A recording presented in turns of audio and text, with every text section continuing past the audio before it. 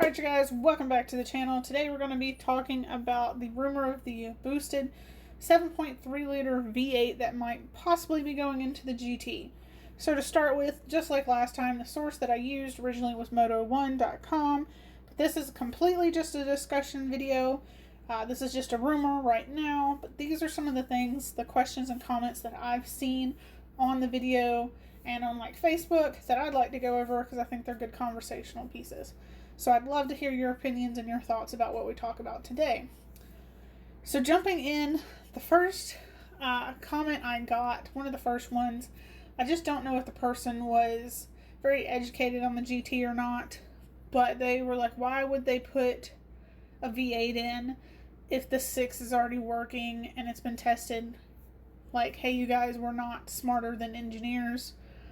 And that my reply to somebody else was, yes, we are, because engineers have sometimes come up with some dumb things. If you're a mechanic, you know some things can be frustrating.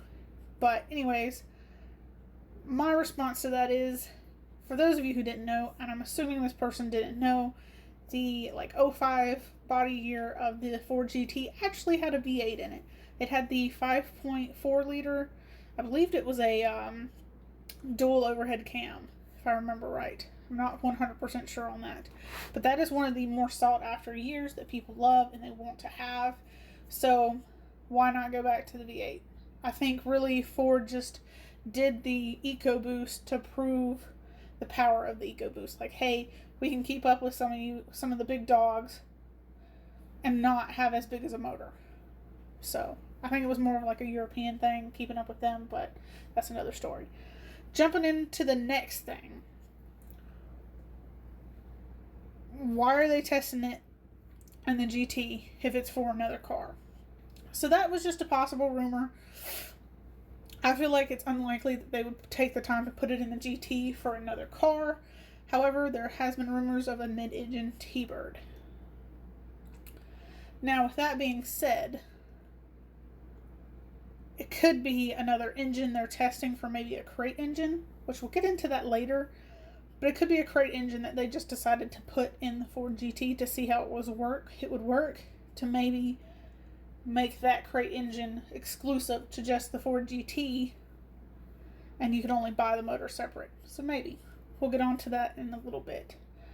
So the next question was, what about weight? The 7.3 liter is just under 100 pounds heavier than the current 3.5 liter. And it weighs about the same as the previous 5.4 liter V8, which that was a different body style. But it's possible to do that. I think it's like a 90-pound weight difference. I think Godzilla's 540, the EcoBoost that's currently in there, I think is 450. And I think the previous 5.4 liter was around 550. So I think weight-wise it's totally doable. But while we're here, we're going to jump to something else that I think might be possibly they're doing. So boost application-wise, people have been saying twin-turboed, but hear me out. Ford has announced it's coming out with a Megazilla, which I'll talk about in another video, but it's just a version of the 7.3 liter Godzilla V8, but it's going to be a crate engine. But they said it's going to be lighter and, of course, more powerful. We're not sure how they're going to do that. And it's great because size-wise, Godzilla can fit in just about anything, from like an old F100 to a old Bronco to a Fox body. There's a YouTuber, I can't remember the name of him off the top of my head.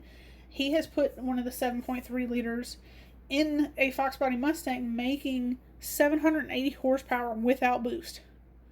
Without boost. There's another guy who's put it in a like 10 to 14. I think it was like a 10 to 11, like a 10, 11, 12 body style Mustang that he put one into as well. I can't remember his name.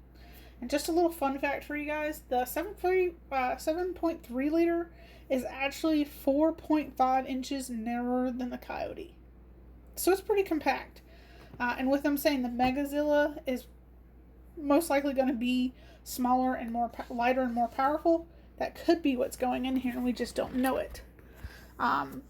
Whipple has actually made a supercharger for the Godzilla already that will push it to 700 horsepower and 750 foot-pounds of torque. So we'll see. Maybe a lot of people are leaning towards twin turbo. It could possibly be supercharged. I don't know. We'll see.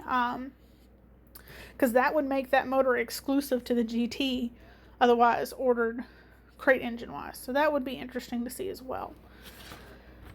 Jumping on to the next question I had, and I saw, is the Pushrod motor outdated? Had a guy comment saying there's no way they would put a Pushrod in there. It's outdated. They should just leave it with the dual overhead cam Ecoboost that's in it. So the Pushrod has been around a whole lot longer. Yes, it's older, it's been around, but it's also had more time to mature and develop and be worked on and figured out new things about it, unlike your modern overhead cam vehicle. So I wouldn't say it's outdated. If you personally look at the different companies that use it, for those of you who don't know, Pushrod engines are more of an American thing. So Chevy and Dodge are actually doing pretty well with the Pushrod engines. I mean, look at Dodge. Look at the Demon. Look at the numbers it's putting out with the 800 plus horsepower that it's making from factory. Like, that's amazing. Look at the V10 Viper. That's a Pushrod engine too. Both of those are very sought after cars and very, what's the word? They're not the most powerful cars out there, don't get it, but it's like some of the nicest production cars you can get out the gate to be that fast. Unless you go to like a supercar kind of thing. They're very sought after cars. People love them. And let's jump into Chevy. So some people can argue it's a mid-engine car though. Well, guess what? The C8 that just came out is a mid-engine car. And guess what? It is Pushrod as well. That's the closest thing we have to compare to it. So I'm going to say Ford's probably fighting with Chevy on this one to fight with the C8 to prove that they are better. Like I originally said, I feel like they put the Ecoboost in there to show the power of their machines and be like, hey, look at this kind of thing. Look at how strong our cars are. But now, since Chevy just brought the C8 into the picture being a mid-engine car, they've got something to compete with. So, I personally don't think Pushrod is outdated. Other companies have pushed out great cars that are leaving a stand with time that will always be sought after. And they're Pushrod. Granted, Pushrod does have its pros and cons. Same with the modern overhead cam. They have their pros and cons, but I do not think it's outdated. I think the Pushrod has had the time to mature, and they have been able to find new things to improve the Pushrod engine to make it faster and better and more durable than some of the modern overhead cams have gotten. Because modern overhead cams are more relatively new compared to the Pushrod. And I will say, when I first started doing research on them, I thought that they were outdated too, but that's not the case. The more you dig into it, read the articles, you're like, oh crap. Yeah, they've been around longer, but they've had more time to develop these Pushrod engines. So, anyways, you guys, what are your thoughts? What are your opinions? Do you think the Pushrod's outdated?